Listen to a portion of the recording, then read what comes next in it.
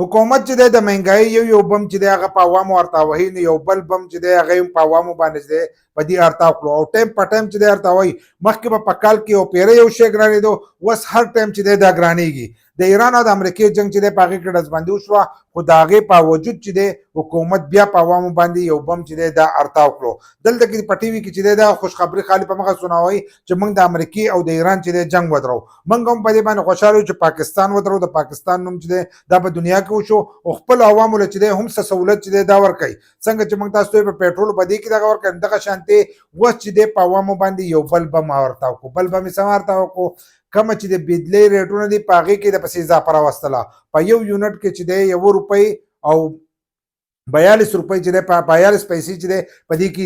اضافه راوستله لکه په یو یونټ باندې چې مخکې تاسو 100 یونټه سیزل نو په تاسو پسې به اوس چې دی 1.5 روپۍ د هغې اضافي راځي نو غریب سړي دپاره چې دی دا ډېر شی دی اکثر ځینې کسان 200 یونټ وځي نو په دې کې اضافه راوستله دغه شانتې په بیلونو کې چې دی په ټیکسونو کې هم ورسره اضافه راوستي چې نوي نوي ټیکسونه چې دي دی پکې یو ځای کړي دي او دلته کې وایي چې موږ د ایران او د امریکې جنګ چې دی دا موږ ودرو نو دغه جنګ ودرو خو عوامو له هم سره ریلیف چې دی دا لازم ورکول غواړي نو دا اوس نوې مهنګایي چې ده دا راوستله چې په راتلونکي بیلونو کې چې دی په تاسو پسې به دغه اضافي روپۍ راځي او هره میاشت چې دی داسې واقعي اوس کال ته ایسارېده نشته یا میاشت چې دی ایسارېده نشته خو کله چې زړه وغواړي نو په ټایم باندې چې دی سې واقعي ولې هغو ته پته ده چې کم کسانو د اواز هغو ټول چې دی موږ عهدې ورکړي دي هغه غلې ناست دي او عوام چې دی هغه زموږ لیډر زندهباد پلانیز لیډر زندهباد په دغه کې چې دی هغه موږ اخته کړي دي او د خپل حق تپوس چې دی دا نه کوي چې لکه دا څومره مهنګایي ده او هغه باندې نور مهنګایي چې دی دا راولي خو موږ د خپل حق تپوس چې دی دا نشو کولی نو هر سړي له پکار دی